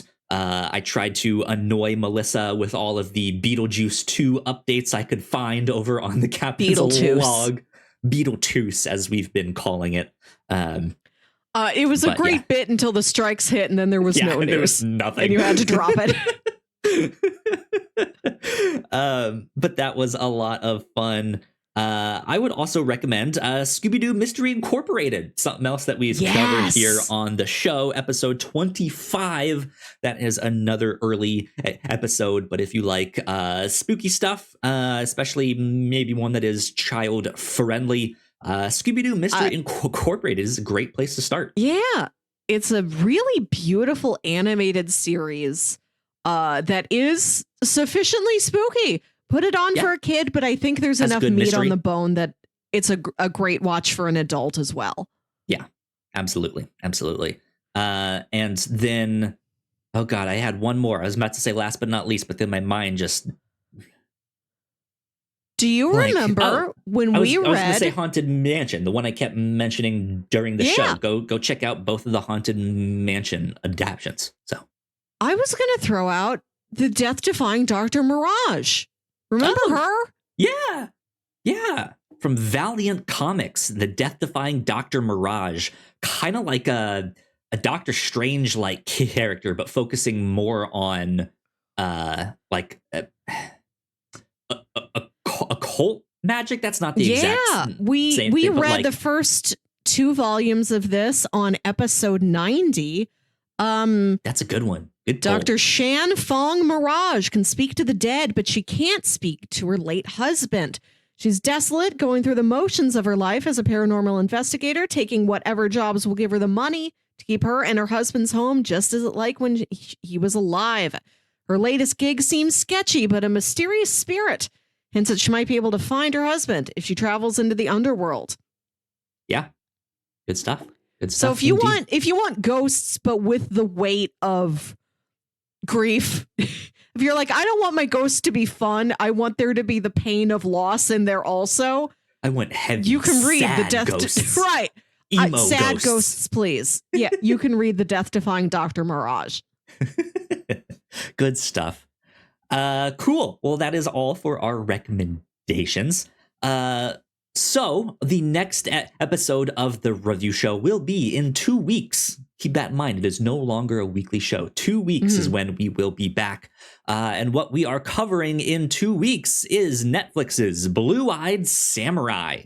This is one that I wanted to get on the calendar, and I was like, if we do this, we should do it sooner rather than later, because it is still fairly new. It only came out last November in 2023, but this is set during Japan's Edo period, in which a half-white, half-Japanese Onimusha named Mizu quests for vengeance against 4 white men, one of whom is her father, who illegally remained in Japan during the closing of its borders by the Tokugawa shogunate.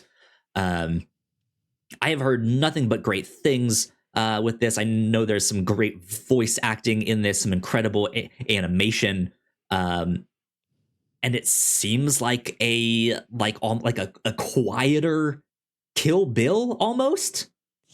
Does that make sense? Like an understand? I don't know. I haven't seen it yet, so I don't know exactly. But that's the vibe I'm kind of you getting? What if it's just a little, like an understated, I need to go kill my father kind of story there. Yeah. So that is what we will be up to in 2 weeks. So go check that out. It's up on Netflix. We might have Ignacio joining us for that episode. I don't know for sure yet. Hopefully he can hop on with that. But yeah, I guess that is about it for this episode of the Whatnauts review show. Melissa, where can the people find you on the internet?